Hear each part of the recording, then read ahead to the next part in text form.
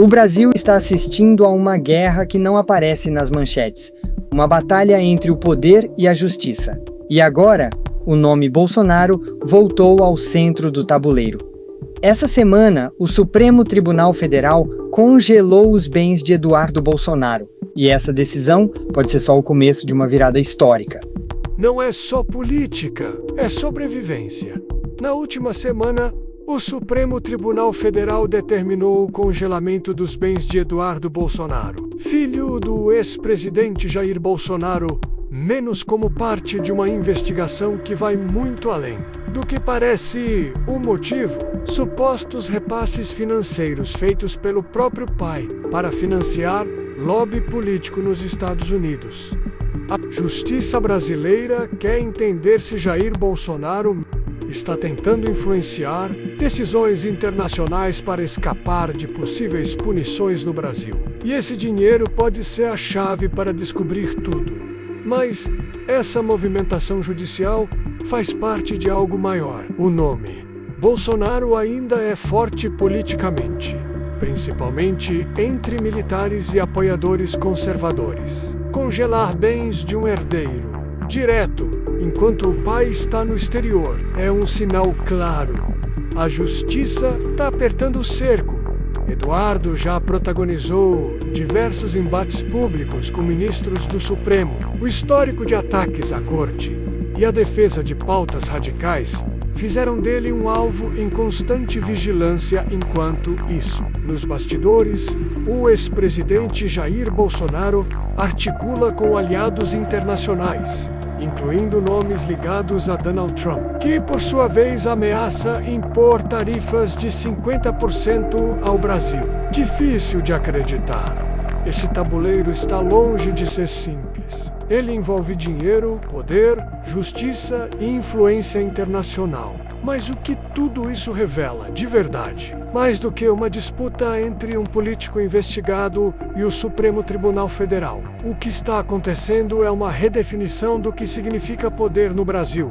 Durante anos, a família Bolsonaro construiu uma base política sólida, apoiada por militares, religiosos, empresários e principalmente pelas redes sociais. Eduardo Bolsonaro se tornou o braço internacional dessa estratégia. Ele é jovem, fala inglês, transita em ambientes diplomáticos e representa a nova geração do bolsonarismo.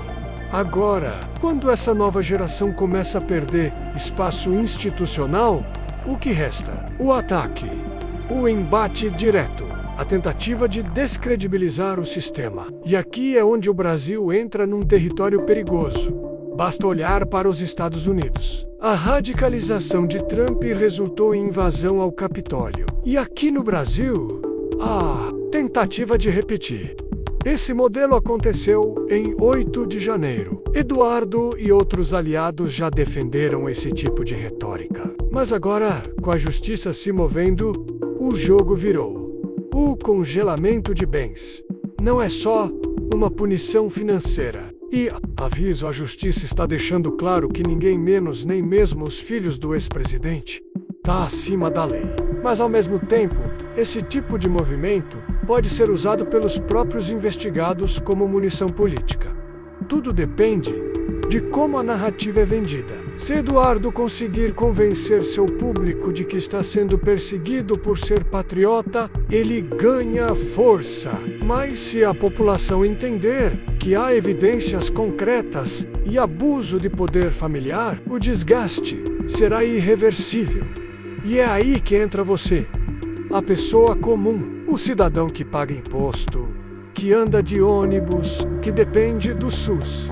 Esse jogo político e judicial, por mais distante que pareça, impacta diretamente sua vida, porque define quem vai tomar as decisões por você nos próximos anos quando líderes abusam do poder. E quando juízes o enfrentam, quem vence? E quem perde, talvez no fim, a única coisa certa é que estamos no meio de uma guerra, não de balas, mas de versões. Enquanto os grandes jogam xadrez com o Brasil, O brasileiro comum segue jogando dama com a vida, sem peças de defesa, sem vez. A verdade é que, para quem vive no Brasil real, pouco importa se é Bolsonaro ou Lula.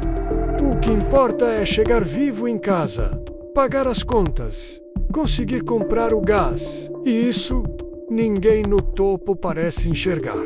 O que mais dói nessa história toda não é a corrupção, nem os jogos de poder. É a indiferença. É ver que no meio da guerra entre juízes e políticos, o povo segue como espectador. Só que o ingresso está caro. Dizem que o Brasil é o país do futuro. Mas o futuro nunca chega. Porque ele sempre é adiado pelas decisões de quem deveria cuidar do presente. A gente normalizou o absurdo. A gente aceita que político mente, que justiça tarda, que corrupção é rotina. E quando alguém se levanta e grita taxado de louco, radical ou extremista, mas talvez seja esse o momento de parar, respirar e pensar.